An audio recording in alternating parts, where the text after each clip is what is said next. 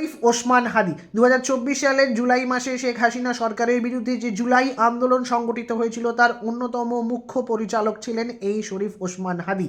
শেখ হাসিনা সরকারের পতনের ফলে বাংলাদেশের রাজনীতিতে যদি সবথেকে বড় নাম কেউ হয়ে ওঠেন তিনি ছিলেন শরীফ ওসমান হাদি। তিনি কোনো দল তৈরি করেননি, দলমত নির্বিশেষে শুধুমাত্র ইনকিলাব মঞ্চ, যিনি বাংলাদেশের মানুষকে সঠিক বিচার দিতে চেয়েছেন, সুষ্ঠুভাবে এক রাজনীতিক মঞ্চ গড়ে তুলতে চেয়েছেন, তার নাম ছিল শরীফ ওসমান হাদি। তাকে অজ্ঞাত পরিচয়ের দুজন গুলি করে হত্যা করে। তার ফলে বাংলাদেশে এক বিরাট আলোড়ন সৃষ্টি হয়, যে আলোড়নের ফলে তার মৃত্যুর পরবর্তীকালে লক্ষ লক্ষ মানুষ তার শেষকৃত্য বা জানাজায় অংশগ্রহণ করে এবং বহু বিশিষ্ট ব্যক্তিত্ব, তার রাজনৈতিক ব্যক্তিত্ব বাংলাদেশে, তারা তার মৃত্যুর ফলে প্রতিবাদে অংশগ্রহণ করে। এখনও পর্যন্ত তার মৃত্যুর পরবর্তীকালে এতদিন কেটে যাওয়ার পরেও এখনও পর্যন্ত দুজন যাদেরকে সবথেকে বেশি সাসপেক্ট করা হচ্ছে বা যারা দোষী, সেই ফয়সাল এবং আলমগীর, তাদেরকে গ্রেপ্তার করতে পারেনি। ফয়সাল তো পরবর্তীকালে ভিডিও কলে বলেন তিনি দুবাইতে রয়েছেন, তার সঙ্গে এর কোনো যোগাযোগ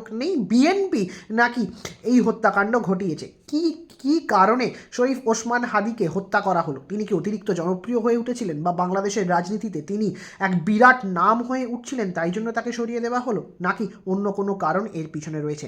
অনেকে এর পিছনে ভারতের বিরাট বড় অংশ বা ভারতের হাত রয়েছে বলে মনে করেন, কিন্তু ভারত সরকার থেকে এই বিষয়ে কোনো রকম মন্তব্য করা হয়নি বা বাংলাদেশের পুলিশ, র্যাব এই বিষয়ে কোনো রকম মন্তব্য করেনি। তারা বলেছে তাকে যারা হত্যা করেছিল তারা ভারতবর্ষের মধ্যে লুকিয়ে আছে, কিন্তু পরবর্তীকালে যে দুজনের নাম বলা যায় তার মধ্যে একজন, তিনি ভিডিও কলের মাধ্যমে বলেন এর পিছনে তিনি কোনোভাবে দায়ী নন, কিন্তু তার পোশাক পরিচ্ছদ, সেই সময় হাতের ঘড়ি, বাইক সমস্ত মিলিয়ে দেখা যায় তিনি এই হত্যার সঙ্গে জড়িত। এটা র্যাব জানিয়েছে। আজকে একটু জানা যাক বা শরীফ ওসমান হাদি সম্পর্কে একটু আলোচনা করা যাক। তিনি বাংলাদেশের রাজনীতিতে এক বিরাট নাম এবং স্বতন্ত্র নাম। তিনি না ছিলেন এনসিপি, না ছিলেন বিএনপি, না ছিলেন আওয়ামী লীগ, কোনোভাবেই তিনি কোনো দলের সঙ্গে যুক্ত ছিলেন না। ঢাকা ৮ আসনের প্রার্থী হিসাবে তিনি এবারে মনোনয়ন জমা করেছিলেন। তাকে হত্যা করা হয়েছিল ঢাকার পল্টনের বিজয়নগরের রাস্তায়। 12 ডিসেম্বর তার মাথায় গুলি করা হয়। কানের এই পাশ থেকে গুলি করে আর এক পাশ দিয়ে সেই গুলি বেরিয়ে গেছিল। শুনশান রাস্তা ছিল, কারণ সেদিনকে জুম্মার নামাজ ছিল। জুম্মার নামাজের পরবর্তীকালে রাস্তাঘাট ফাঁকা থাকে। অন্যান্য সময় এই রাস্তা ভিড়ে ঠিক করলেও সেই দিন ছিল ফাঁকা। তিনি রিক্সায় করে তার ভাইয়ের সঙ্গে যাচ্ছিলেন, পিছন থেকে দুজন বাইকে করে আসেন এবং চলন্ত বাইক থেকে তাকে গুলি করা হয়। গুলি করার পর যে বাইকটা ছিল সেই বাইকটা হচ্ছে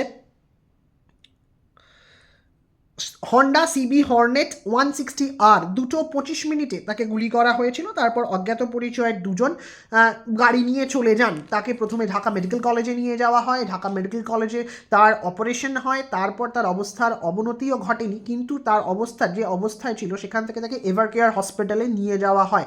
পরবর্তীতে তিনি সিঙ্গাপুরে ছিলেন, সিঙ্গাপুরের স্টেট জেনারেল হসপিটালে তাকেও নিয়ে যাওয়া হয়েছিল, কিন্তু তার অবস্থার উন্নতি হয়নি। তিনি মৃত্যুর কোলে ঢলে পড়েন এবং মারা যান।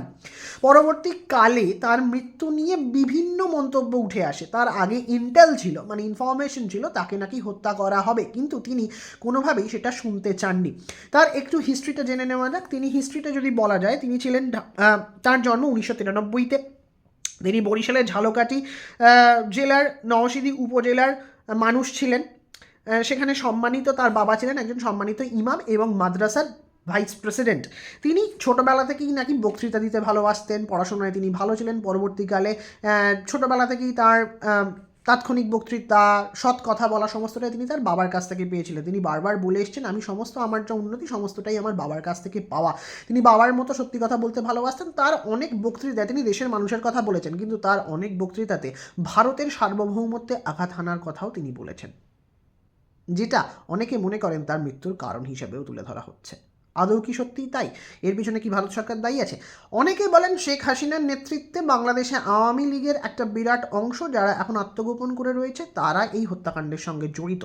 তাহলে পুলিশ কি করছিল? পুলিশের কাছে কি ইন্টেল ছিল না?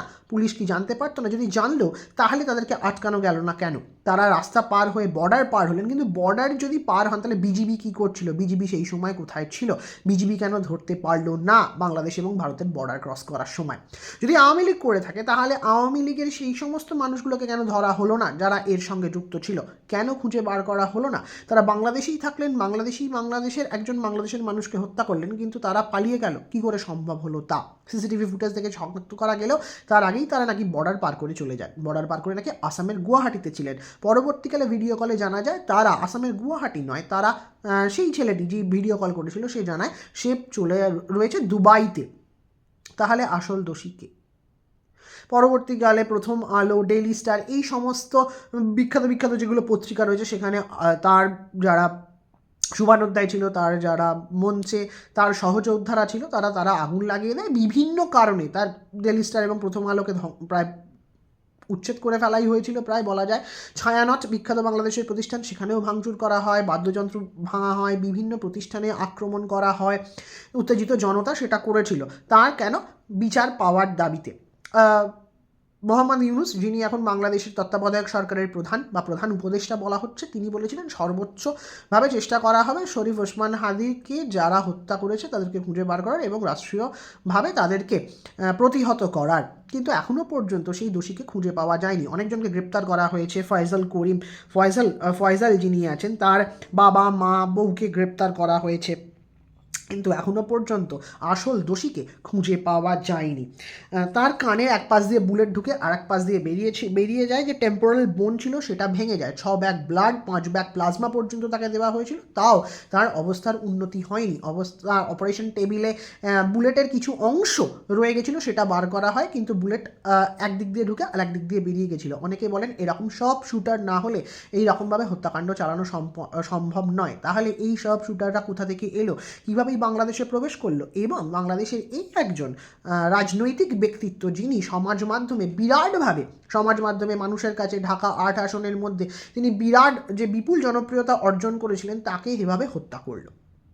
তাহলে কি ইন্টেল ছিল না? তাহলে বিচার ব্যবস্থা কোথায়? তাহলে একজন সাধারণ মানুষের নিরাপত্তা যিনি দেবেন তিনি দিতে পারলেন না কেন? একজন সাধারণ মানুষ তিনি মারা গেলেন।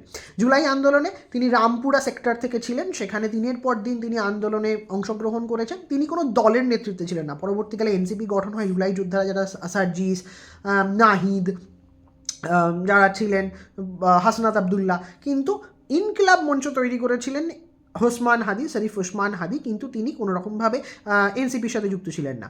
তিনি নিজভাবে একজন নির্দল প্রার্থী হিসাবে বলা যায়, কোনো দলের সমর্থনে নয়, নির্দলভাবে তিনি ঢাকা 8 আসনের প্রতিদ্বন্দ্বিতা করছিলেন। তিনি মানুষের মধ্যে ছড়িয়ে পড়ছিলেন এবং মানুষের কথা বলছিলেন। কেউ কেউ বলেন তিনি উগ্রবাদী ভাষণ দিচ্ছিলেন, তার গভীর মনশ্চিন্তা নেই। কেউ কেউ বলেন তিনি দেশের কথা ভাবতেন, কেউ কেউ বলেন দেশের কথা তিনি ভাবতেন না, নিজের কথা ভাবতেন। বিভিন্ন দ্বিমত রয়েছে, কেউ মত প্রকাশ করে, কেউ দ্বিমত প্রকাশ করে, কিন্তু সকলেই তার মৃত্যুর পরে প্রতিবাদ মিছিলে অংশগ্রহণ করেছে এবং গভীর শোক প্রকাশ করেছে। তার মৃত্যুর পরবর্তীকালে তাকে ঢাকা ইউনিভার্সিটিতে বিদ্রোহী কবি কাজী নজরুল ইসলাম, যিনি বাংলাদেশের প্রধান কবি, তার পাশে সমাধিস্থ করা হয়। তার জানাজায় প্রায় লক্ষ লক্ষ মানুষের ভিড় হয়েছিল। যদি ওসমান হাদিকে টার্গেট করার ইন্টেল আগে থেকেই থাকতো, তাহলে তাকে নিয়ে কেন প্রোটেকশন দেওয়া হলো না? তাকে কেন বাঁচানোর চেষ্টা করা হলো না? তাহলে কি বাংলাদেশের মধ্যে কিছু মানুষ মনে করেছিলেন যে তিনি তাদের থেকে অনেক উঁচুতে উঠে যাচ্ছেন, তাকে আস্ত করে সরিয়ে দেওয়া উচিত, না হলে তাদের ওপরে ওঠার পথটা আটকে যাবে? নাকি তাকে অন্তর্ঘাত করে হত্যা করা হলো? সেটার এখনো পর্যন্ত কোনো উত্তর পাওয়া যায়নি।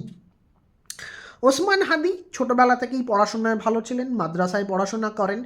তিনি ওখানকার নাসারবাদ কাবিল মাদ্রাসাতে পড়াশোনা করেছিলেন, যেটা সেই জায়গার সবথেকে বেস্ট মাদ্রাসা। পরবর্তীকালে ঢাকা বিশ্ববিদ্যালয়ে আসেন। সেই সময় তিনি ডান বাম কোনো দিকে অংশগ্রহণ করতেন না, তিনি নিজের মতামত প্রকাশ করতেন বলে সেই সময় আওয়ামী লীগের যে ছাত্র ইউনিট, স্টুডেন্ট ইউনিয়ন, তার ছাত্রলীগের দলের চোখে পড়েন। তাকে তারা বলেছিল নিজেদের দলে আসার জন্য, কিন্তু তিনি কোথাও যেতে রাজি হননি। তিনি নিজের মতো মত প্রকাশ করতেন। মাদ্রাসায় পড়ার জন্য অনেকে বলতেন তার পড়াশোনার খুব একটা ডেপথ নেই। পরবর্তীকালে তিনি বাংলাদেশের বিভিন্ন বড় বড় যে অনলাইন প্ল্যাটফর্ম আছে সেখানে পড়িয়েছেন। তার ইংরেজিতে বেশ তিনি দক্ষ ছিলেন, তিনি মানুষের কথা বলতে ভালোবাসতেন। তার একজন স্ত্রী আছে, তার ছোট্ট একটা সন্তান রয়েছে অনেকে বলেন। তার সঙ্গে কেউ কেউ মাওলানা ভাসানীর তুলনা করেন, যিনি শেখ মুজিবের গুরু ছিলেন। এবার আসা যাক ভারতের কথায়। আদৌ কি ভারতের সঙ্গে জড়িত? ভারত যদি জড়িত থাকে তার প্রমাণ বাংলাদেশ গভর্নমেন্ট সবার আগে দেবে, কারণ এখন বাংলাদেশের সঙ্গে কূটনৈতিকভাবে ভারতের সেরকম ভালো সম্পর্ক নয়। সমস্ত কিছুতেই ভারতের সঙ্গে তাদের পায়ে পা লাগিয়ে ঝগড়া হচ্ছে। এর ওসমান হাদির মৃত্যুর পরও ভারতের বিরুদ্ধে স্লোগান দেখা গেছে। কেউ কেউ বলেছেন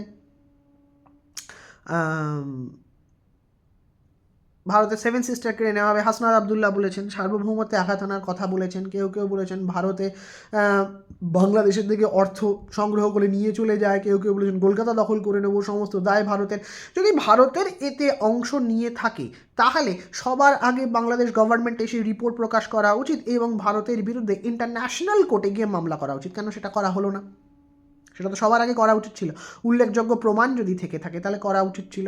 ফয়সাল করিমেশ যিনি বলা হচ্ছে যিনি মূল দোষী, তিনি ভারতে নাকি থেকে গেছেন। যদি ভারতেই থেকে থাকে তাহলে তিনি ভিডিও কল করলেন কী করে দুবাই থেকে? তাকে কে রাস্তা তৈরি করে দিল?